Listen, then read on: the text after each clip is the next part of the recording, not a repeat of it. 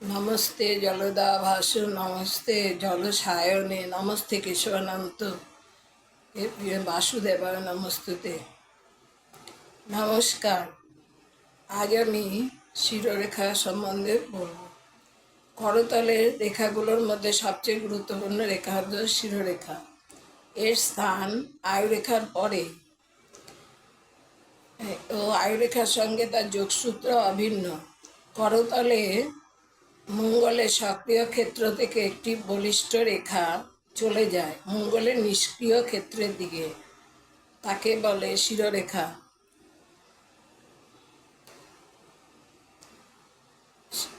পাশ্চাত্য হস্তরেখাবিদরা বলেন the line of head, the line of mentality.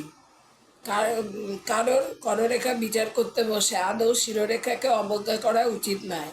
পাশ্চাত্যের শ্রেষ্ঠ হস্তরেখাবিদ কিরো বলেছেন, পাম হিস্ট্রি ফর অল গ্রন্থে বলেছেন, a line of head is like the needle of the compass without a true knowledge of which it is impossible to grasp the direction to the subject.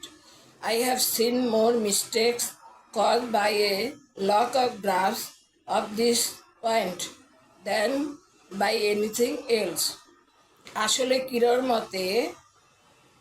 কিরোর মতো আমিও বলবো, করতল যদি compass হয় তবে তার কাটা হচ্ছে শিরোরেখা। কম্পাসে কাটা না থাকলে সে অচল, তার মূল্য কিন্তু থাকে না।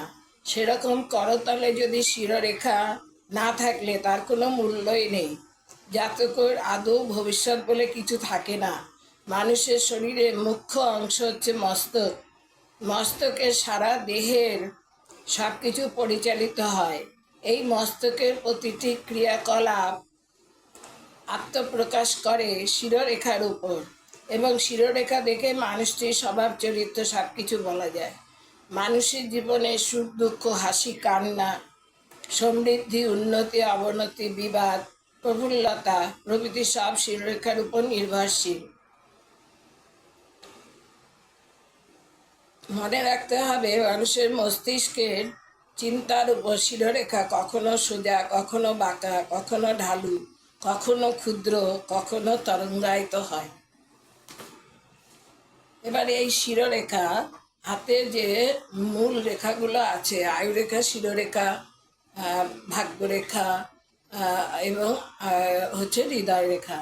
এই যেটা আমাদের হাতের মাঝ বরাবর যে রেখাটা গেছে সেটাই হচ্ছে শিরোরেখা। এই শিরোরেখাতে তিল চিহ্ন থাকলে ওই বয়সে বাধা, ঝামেলা, মানসিক কষ্ট হয়। শিরোরেখাটি যদি বৃহস্পতির ক্ষেত্র থেকে উঠলে জাতক হয় ধার্মিক, সৎকর্মী এবং উন্নতিকামী। যাদের শিরোরেখা এবং আয়ুরেখা দুটি অনেকটা পৃথক হয়, তারা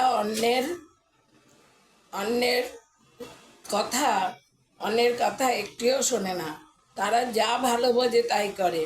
যদি শিরোরেখা আয়ুরেখার সঙ্গে মিলিতভাবে অনেকটা গিয়ে তারপর তার যাত্রাপথ শুরু করে, তাহলে জাতক বেশি মায়া মমতা পরায়ণ হয়, অন্যের জন্য নিজের ক্ষতি করতে পারে। এরা উপকার করে প্রতিদান পায় না।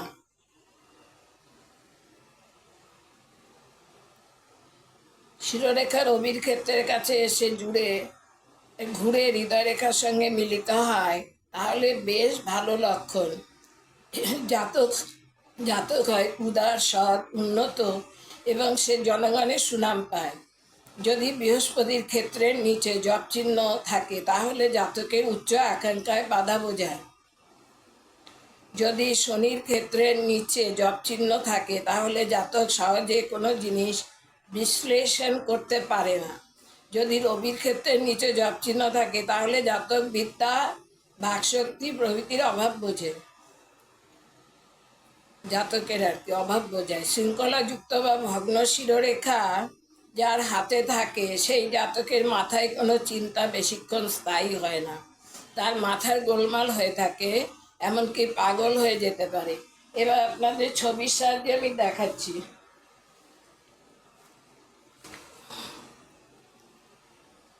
এই যে এটা হচ্ছে শিরোরেখা, এই মাঝখানের রেখাটা। এই রেখাটা রবির ক্ষেত্রের নিচ থেকে উঠেছে। এই যে রবি, এটা রবির আঙুল, এখান থেকে এসে উঠে এটা কি হয়েছে, আয়ুরেখার সাথে মিশেছে। এটা এই ব্যক্তি হচ্ছে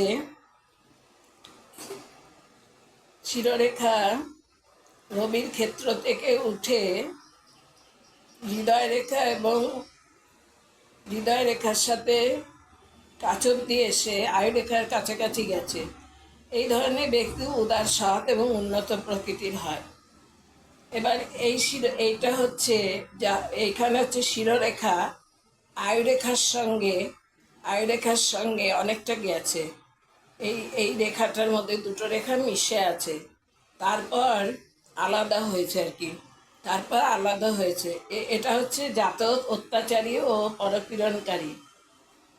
এটা হচ্ছে শিরোরেখা আয়ুরেখাকে কেটে শুক্রের স্থানে এগিয়ে গেছে।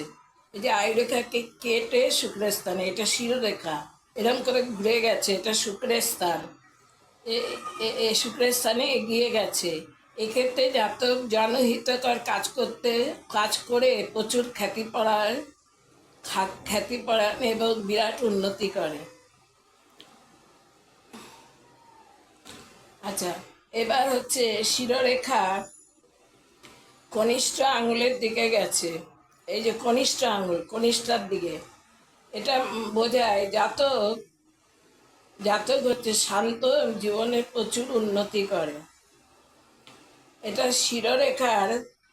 শিরোরেখায় কি হচ্ছে, ত্রিভুজ এসেছে, উপরে একটা ত্রিভুজ, নিচে একটা ত্রিভুজ দেখা গেলে জাতক অসাধারণ যশ খ্যাতি লাভ করে। শিরোরেখায় যদি চতুষ্কোণ চিহ্ন থাকে, যে শিরোরেখা, এটা মাঝখানের রেখাটাই তো শিরোরেখা, চতুষ্কোণ চিহ্ন থাকলে বুদ্ধি জীবন সংগ্রামে জয়ী হয়, বুদ্ধির বলে জীবন সংগ্রামে জয়ী হয়। এটা দেখাচ্ছি শিরোরেখা ভাঙা শিরোরেখায়, যে একটুখানি গিয়ে আবার ফাঁক, আবার গিয়ে ফাঁক, এরকমভাবে যে শিরোরেখা হাতে থাকে, তাদের কি হয়, মাথায় কোনো চিন্তা বেশিক্ষণ স্থায়ী হয় না, যাতে পাগল হয়ে যেতেও পারে। শিরোরেখা রবির নিচে, এটা রবি আঙুল তো, রবির নিচে জপ চিহ্ন হয়েছে শিরোরেখায়। এতে কি হয়, জাতকের চোখের রোগ হয়, মানহানি ঘটার সম্ভাবনা থাকে।